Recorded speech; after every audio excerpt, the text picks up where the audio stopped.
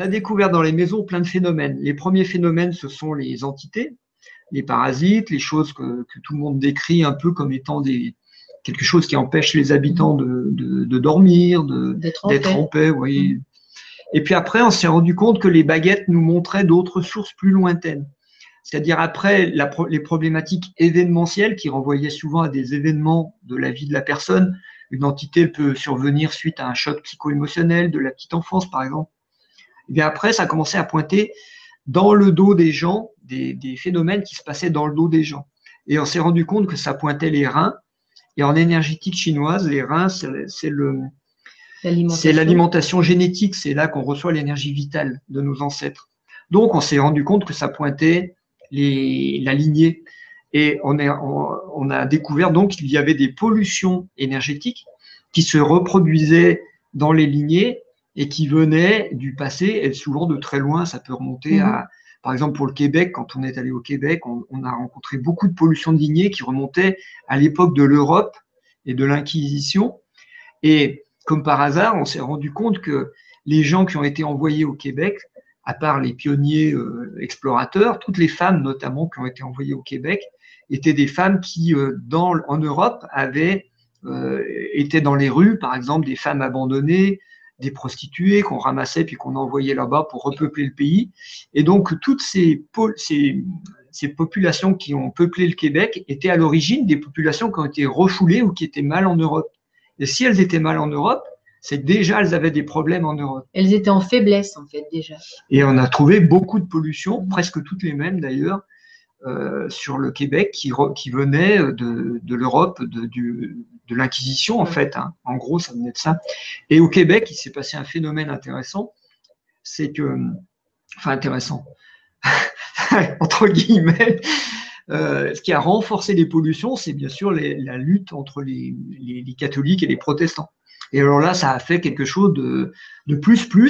C'est-à-dire, nous, on voit par rapport aux pollutions qu'on trouve en France, au Québec, c'est comme s'ils avaient double dose, quoi, double peine sur les lignées, qui renforcent toujours les interdits des femmes de s'exprimer, les interdits aussi, les hommes sont gentils, les femmes sont gentilles. Enfin, on dit les Québécois sont gentils, par exemple. Mais ça vient d'où?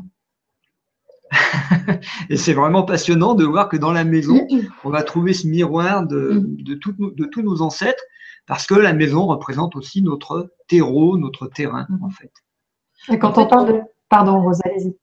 Donc, on pourrait dire, enfin, ce qu'on a remarqué, et c'est pour ça qu'il y a une lutte où les femmes ont envie d'émerger de tout ça. C'est comme si leur puissance de guérison, et elles le recherchent, et pour les hommes pareil, leur puissance créatrice ou de guérison avait été castrée. Donc, c'est pour ça qu'il y a un mouvement, on dit, ils sont gentils, ils cherchent, mais parce qu'il y a tout ça qui est en attente derrière, qui demande à être libéré. Donc, c'est normal que les Québécois cherchent beaucoup la guérison. Ouais, nous, c'est pareil. Si on a cherché beaucoup, c'est parce qu'on était aussi bien chargés, comme on bien dit. Limité on a des familles bien lourdes, etc.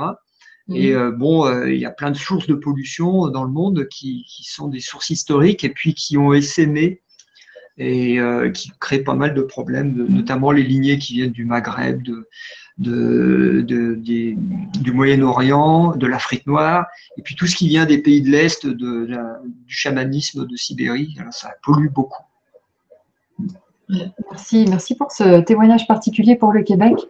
Alors, on parle de guérison de l'âme. Alors, je pense qu'il y a encore d'autres aspects qu'on peut voir ensemble. Mais vous faites le lien entre le corps et l'esprit dans la médecine symbolique. Donc, on parle de guérison de l'âme, mais vous dites que c'est également la source de beaucoup de maladies chroniques modernes. Oui, c'est ce qu'on a découvert par la suite, c'est ce qu'on appelle, nous, les maladies karmiques. Et avec le mot possession qu'on a mis, c'est-à-dire que c'est comme si les êtres humains, et là je parle globalement, je parle de tout le monde, tous les êtres humains, on croit se posséder, mais on ne se possède pas. En fait, il y a quelque chose dans nos têtes qui nous fait tourner en automatique. Nos croyances, le socioculturel, etc. Les peurs, la culpabilité aussi, toutes ces énergies qui nous limitent en fait. Donc on peut, en termes de psychologie, on peut le voir comme des phénomènes purement mentaux, c'est-à-dire ce sont des pensées. Nous, on découvre dans les miroirs de l'habitat et en énergétique que ça a presque une forme de vie, un peu comme une entité. et qu'on ne s'en débarrasse pas si facilement. La preuve, c'est que ces maladies modernes se développent de plus en plus, qu'actuellement, elles touchent tout le cerveau. On n'a que des maladies qui touchent le cerveau, c'est quand même assez étonnant, et qu'on n'a pas de moyens thérapeutiques. Là, on est complètement démunis. Donc, on est devant un gros chantier d'exploration de comment on va traiter ces maladies, les burn-out, les schizophrénies, la bipolarité, enfin, toutes ces maladies qui se développent, et puis les maladies physiques comme l'Alzheimer, Parkinson, etc., les scléroses, les fibromyalgies. Enfin, on est complètement perdu devant tout ça. Et c'est là où ça commence, la médecine symbolique commence à avoir une réponse intéressante, parce que si on parle, comme vous l'avez dit, du corps et de l'esprit, en fait, aucune médecine ne parle de l'âme. Mais dans la tradition, on parle de corps, âme, esprit. En médecine du corps, effectivement, il y a beaucoup de médecines qui essaient de supprimer les symptômes, mais ce sont ces médecines qui sont un peu dans l'impasse, on peut dire. Les médecines psychologiques, psychothérapie, psychiatrie, elles sont aussi dans une forme d'impasse parce qu'elles n'ont pas de réponse efficace par rapport à ce qui se développe. Et il y a une porte d'entrée que nous, on utilise, qui est l'âme, c'est-à-dire la conscience, ce qui nous anime, en fait. Et personne ne se préoccupe de soigner l'âme. Tout au moins, on n'a pas le droit d'en parler. Les médecins n'ont pas le droit d'en parler, les psychothérapeutes non plus, parce que c'est réservé un peu aux religions. Donc, c'est un peu le laisser pour compte. Et on se rend compte qu'en fait, beaucoup de maladies se développent parce que les âmes des gens, les âmes qui nous habitent ne sont pas heureuses. Parce que, oui, parce qu'elles viennent pour se réaliser et qu'elles peuvent pas se réaliser dans la société actuelle. Parce qu'il n'y a plus de raison de vivre, il n'y a plus de joie de vivre et que tous nos schémas mentaux sont occupés à des futilités, à des choses complètement inutiles.